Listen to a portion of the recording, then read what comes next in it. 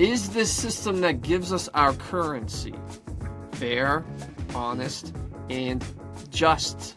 Do we ask these questions of our monetary systems? No, I don't think we do.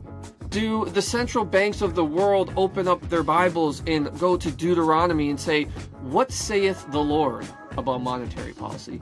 No, they don't. It's a resounding no.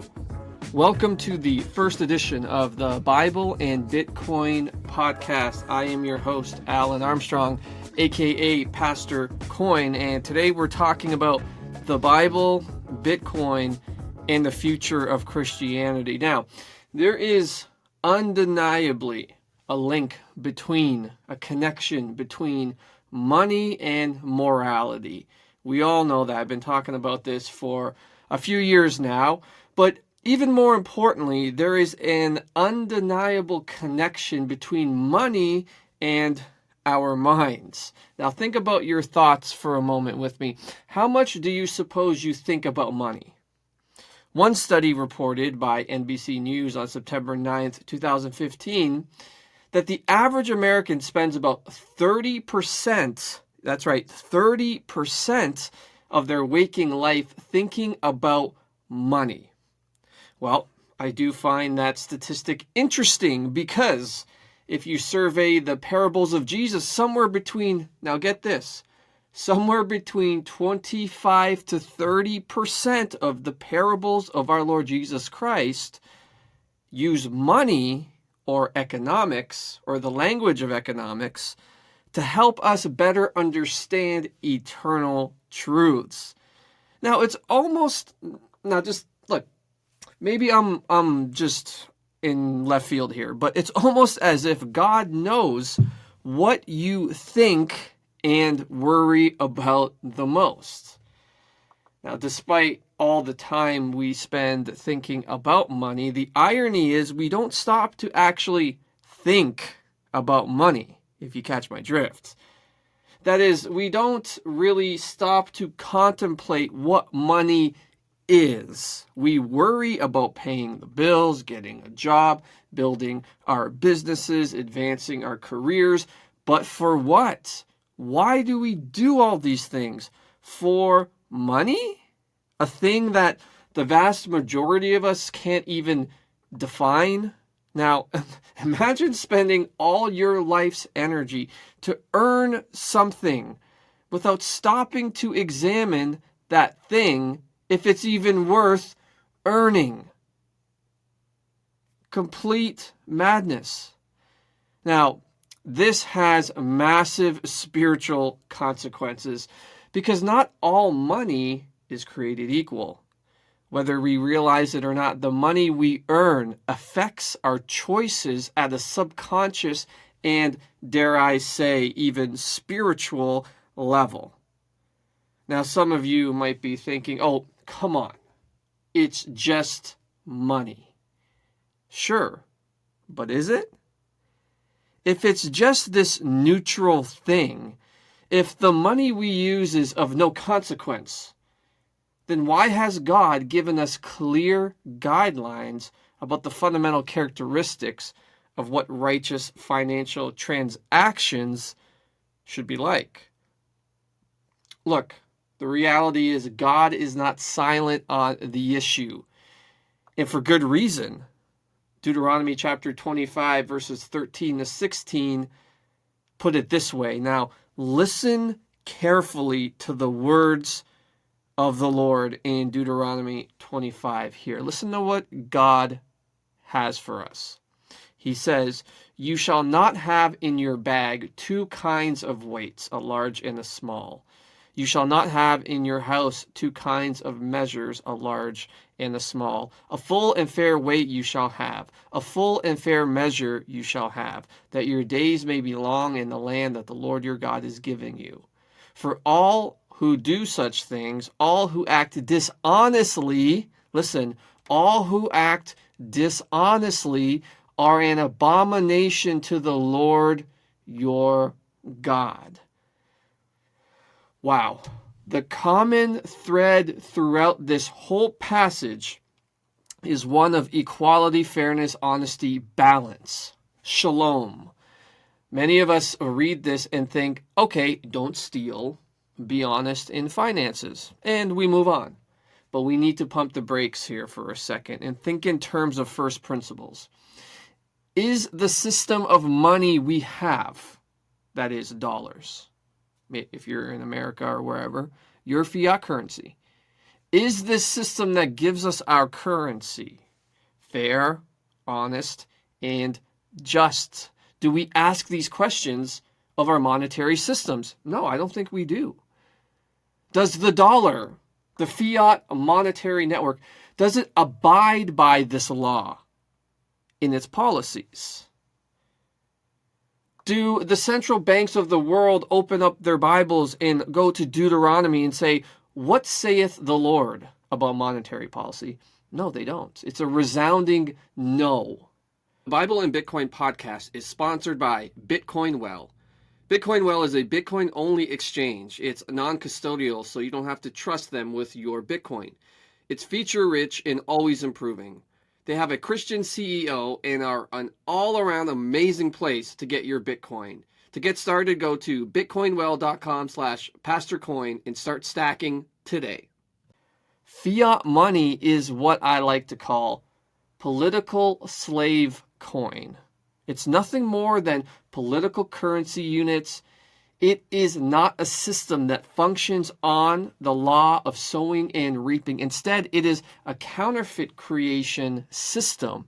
Now, what do I mean by that statement? The counterfeit creation system. In the beginning, God spoke all things into existence. All that is objectively valuable in creation was spoken by God into existence. It was by his decree that it was made. And he saw it and he declared what? That it was good. By God's decree, real value was created. Bankers and the false fiat money deities, aka central banks, think they can just say, they can just create and decree, let there be money, and poof, it comes into being. But only God has the power to decree value. Fiat means by decree, by royal decree in the context of the book of Genesis. So what we have here is a war between divine fiat and human and carnal fiat. God created the world to operate in this law of sowing and reaping. We're made in God's image and we're privileged with sowing and reaping real value using the good things God has given us. And this goes to the core, hear me, this goes to the core of our identity. We were made to work, to earn, to trade, to be fruitful and multiply. The money we use, therefore, must be consistent with that principle, with that truth. Think with me again. What do you suppose would happen if a man worked and toiled for a money that some other man could just create with zero effort? Think hard and deep now. Would it not devalue and debase that man? Would it not demoralize that man? It would not make the man any less the image of God. That's not what I mean when I say devalue. What I mean is it would devalue the time and energy he expended, thus oppressing, robbing, and hindering the man from his God-given purpose. And once that happens, as we see all around us, chaos ensues. Look, money is simply this. Money is the technology that humans use to store our time and our energy. You see, money's not the main thing here. The most precious and scarce commodity we have as humans in God's image is our time. Devalue money, you devalue the time of those holding that money and thus rob them of their most precious gift God has allotted to them, time. Their life. So now consider the world we live in. Is it any wonder that the moral degeneracy is at all-time highs and people have never been in such a state of confusion? Is it any wonder that under this fiat system wherein carnal men are so puffed up as to think they can decree value like God does, is it any wonder, therefore, that our children think they can just decree their gender? Inflation is getting so bad, people are becoming hopeless for the future. I mean, why have kids when we can just feed ourselves? When we rather can't even feed ourselves. How am I going to bring kids in the world if I can't even feed my own self? Why invest in the future? Why invest in the next generation when we're so preoccupied with the misery of the present that we can't actually begin to hope for the future that may never come?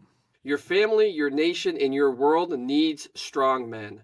The devil wants men weak, emasculated, and addicted to porn. This is why I designed the Slaying the Beast course to help men take back the dominion porn stole from them. This course will help you discover your identity as God's image, how porn leverages and twists that against you, and how with God's help you can turn the tables on the beast and live free. There's also access to a Discord server where you can have fellowship with others in the fight. You do not have to wait any longer to conquer this beast once and for all. Go to lifegiverchurch.net to get started today. How often I have heard well-meaning Christians in their despair say things like, "Have children? Are you crazy? I don't want to bring them into this crazy world." That would be, some have said, even evil. This insidious beast of fiat money has been slowly but surely stretching its tentacles into every facet of our life. Yes, even, unfortunately and sadly, the church. It has devalued the technology we use to store our time and our energy, and has unwittingly devalued our view of time itself. Every institution has had their time horizon shrink. Look at the modern Western church. Is it thinking long-term? Is it? No, it's only thinking about how to get people in the pew now. Now I'm generalizing, of course. Win them with entertainment and flash. Don't teach men to lead their families in daily family worship. Don't teach families to worship together on Sunday. No, that's too much work. Ship the kids off to the pagans Monday to Friday. Let the pagans and God haters educate the children. Then come Sunday, ship them off to Sunday school so the parents can get to big people church without those pesky little nuisances. Look, I'm using strong language, but is this not the case? The kids grow up, then they leave the faith in college because they've been educated by pagans their whole life. It's all too common. Now, am I saying that this is all to blame on fiat money? No, not at all. Not all of it. But my goodness, my brethren, use some common sense. Did we really think that ignoring all of God's commandments and standards when it came to something as important as money was going to go well for us?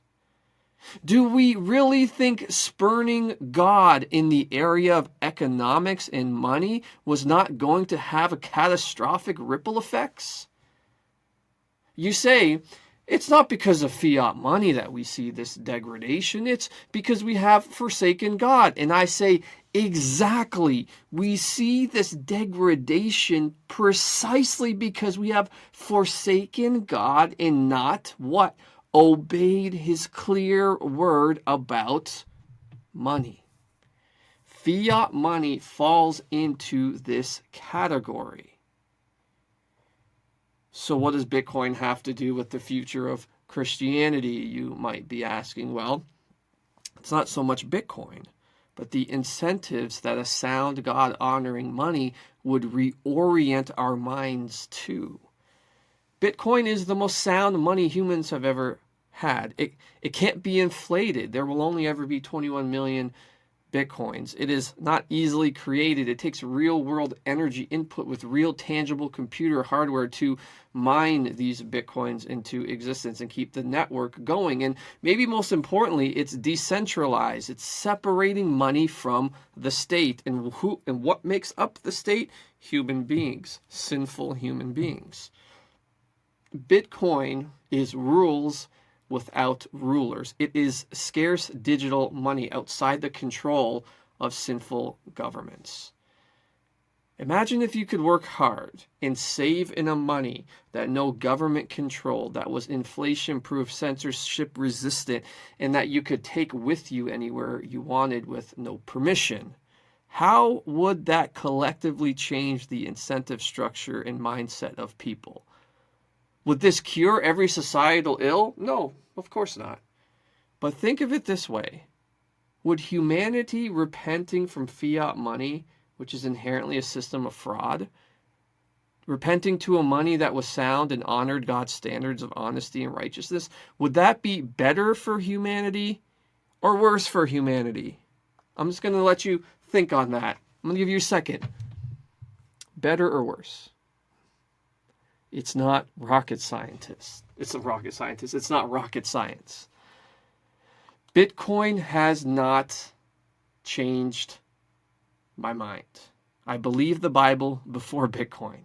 I knew as a man, especially as a church leader, I had to live in a way that honored not just today, but the future as well. I knew that we should be investing in the next generation, that men should be discipling their children and their wife, that families should be worshiping together at home and in the church. But I felt alone in these attempts to do this. No one else wants to lead family worship. I was an outlier. I didn't even know where to start. I mean, I knew people on the internet who were doing this, but locally, forget about it. No one wants to come to a church with no childcare. That's too stressful on the parents. It frustrated me to no end.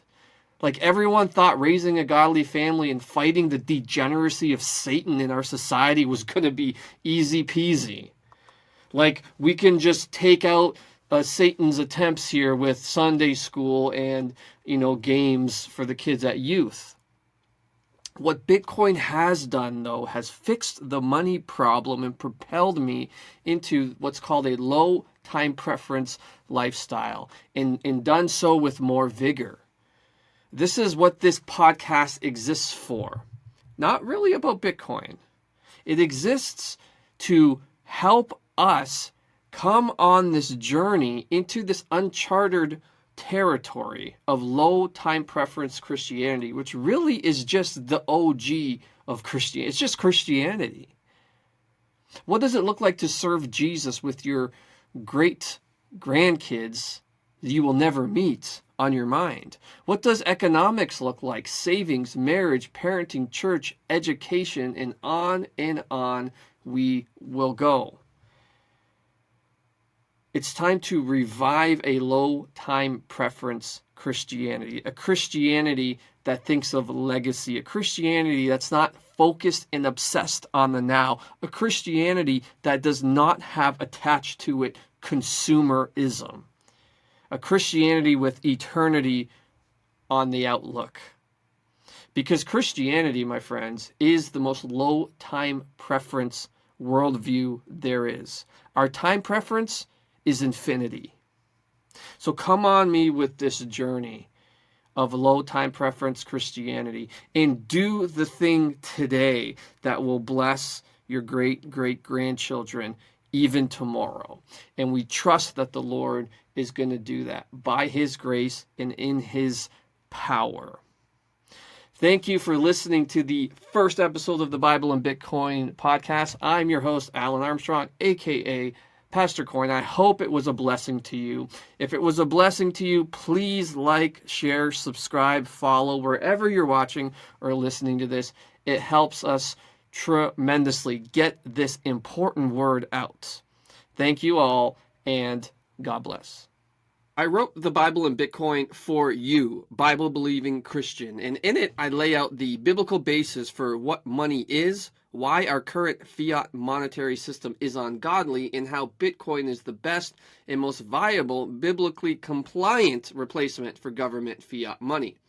There's even a small group study guide in the back with additional resources to study with your church small group. Get it on Amazon or pay with Bitcoin at thebibleandbitcoin.com for a discount.